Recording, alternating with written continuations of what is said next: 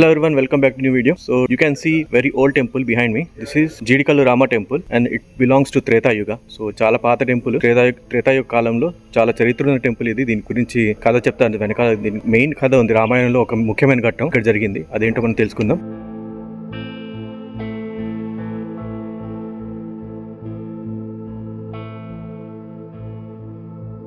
There are two different types of temples we are going to visit in this video. The second one being India's first temple based on Bhagavad Gita. Please watch this video till the end.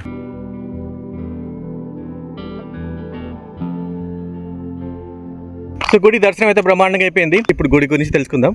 ఈ గుడి ఇందానే చెప్పినట్టు త్రేతాయుగం సమయం, ఆ సమయానికి చెందింది. ఆ సమయంలో బంగారు లేడీ ఎపిసోడ్ ఉంది కదా, ఆ ఘట్టం ఇక్కడ జరిగింది అనమాట. సో బంగారు లేడీ అంటే మారీచుడు, రావణాసుని మామ. సో ఆ బంగారు లేడీ రూపంలో వచ్చిన మారీచుడిని వెంటాడి రాముల వారు ఇక్కడ చంపారనమాట.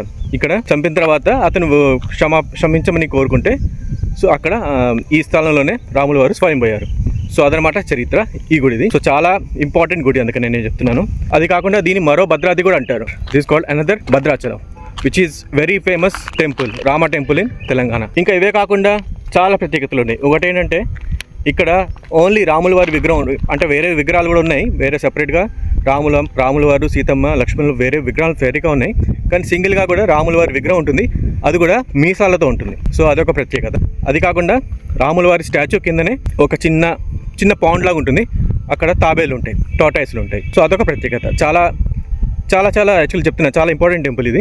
సో మనం ఇలాంటి టెంపుల్స్ కాపాడుకోవాలి. ఇంకా ముఖ్యమైన విషయం మర్చిపోయాను, హనుమంతుడు. సో హనుమంతుడి విగ్రహం సెపరేట్గా ఉంటుంది. సెపరేట్గా గుడిలోనే పక్కన వేరేగా ఉంటుంది అన్నమాట. సో అది కూడా మనం ఎప్పుడు జనరల్గా చూడము. రాముల వారు ఎక్కడ ఉంటే హనుమంతుడు అక్కడే ఉంటారు.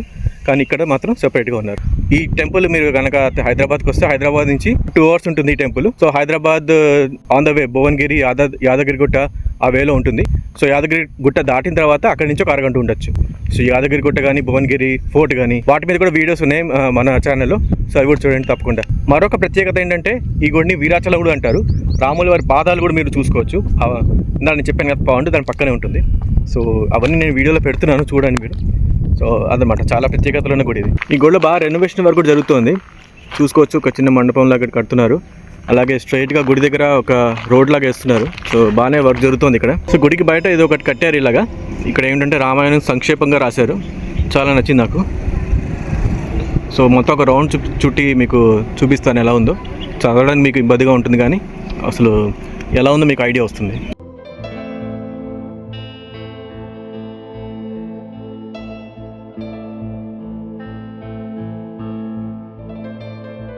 ఇక్కడ ఇంకొక గుడి ఉంది, శివాలయం అనుకుంటాను.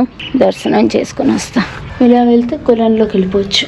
అంత చక్కగా ఆలోచించి కట్టారు. లోతు బాగానే ఉంది. ఇక్కడ చేపలు కూడా బాగానే కనిపిస్తున్నాయి.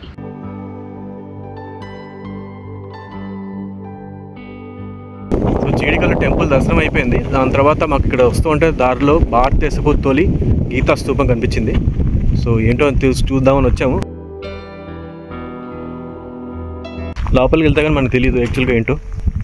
సారాజీపేట అనే ఊర్లో ఉంది ఇది. ఈ గుడి గురించి చెప్తారు స్వామి. ఇది భారతదేశంలోనే తొలి గీతా స్తూపం. ఈ స్వామి అమెరికాలోనే ప్రపంచంలో మొదటిది కట్టుకున్నాడు, గట్టు వేణుగోపాల స్వామి గారు. భారతదేశంలో ఎందుకు ఉండకూడదు మనకు ఈ అమెరికానే అని చెప్పి వారు ఇండియా వారు కాబట్టి ఇక సారాజీపేటలో స్థలం తీసుకొని ఇక్కడ గీతా స్తూపం స్థాపించింది. గీతా స్తూపం స్థాపించి ఒక్కొక్క శ్లోకము 700 శ్లోకాలు ఇత్తడి పలకల మీద పెట్టుకుంటూ ఆ ఒక్కొక్క శ్లోకానికి ఇంగ్లీషు, తెలుగులో వీడియో చేసి ఆ వీడియోను మళ్ళీ అదృష్ట శ్లోకంగా భావించుకోండి అని చెప్పని ఒకటి ఇక్కడ స్కాన్ పెట్టి దాన్ని ఏ శ్లోకం వస్తుందో 18 అధ్యాయాలలో అది మన అదృష్ట శ్లోకంగా భావించి ఆ శ్లోకం కాడికి పోయి మళ్ళీ మనం తీస్తే అది యూట్యూబ్లోకి వెళ్ళిపోతుంది మనకు. సో ఇక్కడ ఉన్నది తెలుగు, ఇదేమో ఇంగ్లీష్. తెలుగు, ఇది ఇంగ్లీష్. వారి యొక్క విశిష్టత ఏంటి అని అంటే ఒక్కొక్క శ్లోకానికి ఇట్లా మనం స్కాన్ చేసే ఒక పద్ధతి కనిపెట్టడం చాలా గొప్పతనము. అందరూ వచ్చి దాన్ని చూసిపోతున్నారు. ఒక రకమైన చాలా బాగా చేసి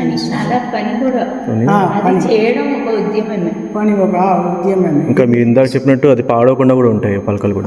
పాడవకోకుండా ఇత్తడిలో పెట్టి అట్లా మంచి చెన్నైలో చేపించారు స్వామి.